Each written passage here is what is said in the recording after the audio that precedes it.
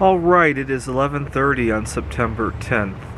I'm hoping to fast 2,996 minutes in dedication of the victims of September 11th. And right now I'm up to about 800 or so minutes. So I've probably taken care of the South Tower now. I want to mention the different challenges one can go through when they fast, and I've conquered quite a number of those challenges. See, I started fasting at the beginning of 2020, and I learned that every fast can be very different depending on what else is going on in your life during that fast. So the first fast I ever did, I learned how to, because I was sitting in my office, I learned how not to reach for food, because oftentimes I would be into a fast, I would be 16 hours, 18 hours, and I keep wanting to reach for something. My hands would float in midair. That was one of the first lessons I conquered. I don't do that anymore. I reach for food much more deliberately now, as in it's time to eat. I think about what I'm going to eat. I reach for it, I confidently eat it, knowing I'm eating the right thing, right? In the past, my hands would just reach all over the place. Okay, that was the first lesson that I learned. The second one was probably learning how to say no to coworkers without getting them to drag on the conversation, right? You never want to tell them, why you're going on a fast or what else is going on. Hey, I'm fasting, thank you very much. If they push, I generally change the conversation. How's that project going? Are we ready for so-and-so conference? Something like that, right?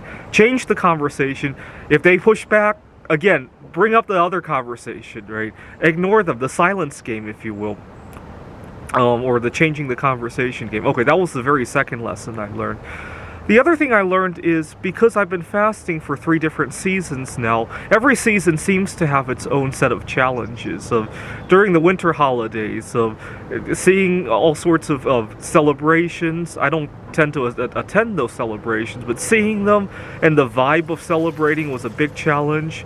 And then during the winter time when we were indoors a lot, right? The loneliness, that was a big challenge. During the springtime, the big challenge was, again, the loneliness.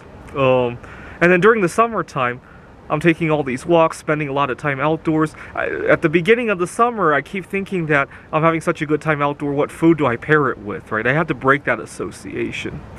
I obviously learned how to spend time alone without food, right? Isolation. What else did I learn? But there are 2 things that are going to be challenging in the upcoming months. See, when I'm here, I'm in Missoula right now, but it's not very different from Seattle. When I'm home and fasting, it's easy for me to put up, if I have a craving for my favorite foods, it's very easy to say, I'll have that 2 days from now, right? 3 days from now. But when I'm traveling to a foreign country that I don't go often and the food is not available back home, I don't know how I'll react to that. That's been a big thought for me at the moment. I'll deal with it when it comes, but I know it's a challenge. And I was thinking about this, and I was thinking about all my favorite haunts. And in China and Taiwan and Japan, the big challenge is going to be the fish, right? Because I don't get to have that stuff here in the United States. I was thinking maybe I'll trade that for something else, right? When I go to Taiwan, maybe I'll have fewer foods that I can have here in the United States, so I can have more of that fish, right? Kind of trading calories, if you will. That's the strategy that I'm kind of shooting for. See, when I go to Taiwan, maybe I should stop eating my favorite, some of my favorite foods in the United States. The bananas, right? The brown rice.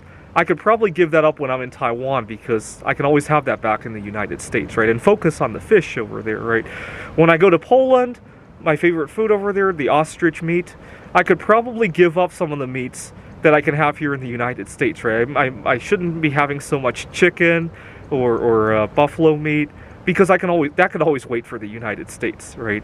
And similarly, the bananas and the brown rice, I should definitely give that up when I'm in Poland, right? That's the strategy I'm kind of shooting for.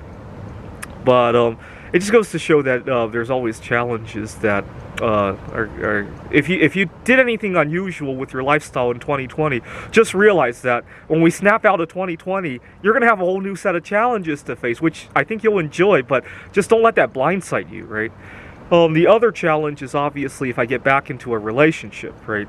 I tend to be very good at saying no to various foods, but sometimes I want to be macho in front of the girl, and a lot of times that involves eating way too much, right?